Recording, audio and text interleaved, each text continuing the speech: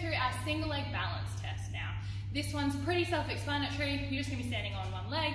However, there are some specific things that we're going to watch out for and some norm data that supports this as well. Obviously, again, depends on the clientele and where they are at, but this can also help us look at things like neurological risks or issues and falls risk as well.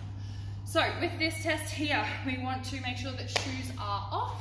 We're going to cross our hands across our chest so that there's no ability to counterbalance with the hands. We are purely looking lower limb, and we want that leg hovering up off the ground, not supporting, not resting into that leg or anything like that. Now, with this test here, what we're aiming for is greater than 40 seconds, eyes open, and greater than 20 seconds, eyes closed, but obviously the greater, the better.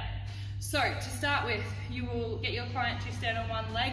I always recommend that they go eyes open to start with, even if they're doing the eyes closed test, because if you get someone to close their eyes and then go on one leg, they're already probably a little bit off balance in terms of trying to center themselves with that. And you can also recommend them to look at a point on the floor if their eyes are open. So if we're doing our eyes open test, we would go arms across the chest.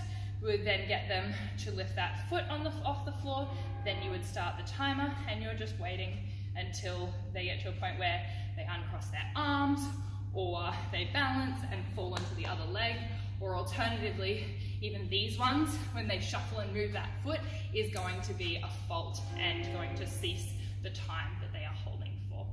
Exactly the same thing now with our closed eyes. Always start open eyes as a graded exposure to make sure they can do that first. Obviously, if they're really struggling eyes open, there's no point starting with their eyes closed. But if they do get to that spot, again, as I mentioned, we're going to go onto that leg first, then cross the arms, and then they will close their eyes. As soon as they close their eyes, that's when you would start the timer. Obviously a little bit harder to stabilize from here, and you would count their time from there. With these tests, as always, you want to look at how they compensate. So you want to see, are they sort of pulling over this way? Are they, is all of the proprioception challenge for them coming from the foot? Is it the hip? Or are they really swaying through their torso and compensating that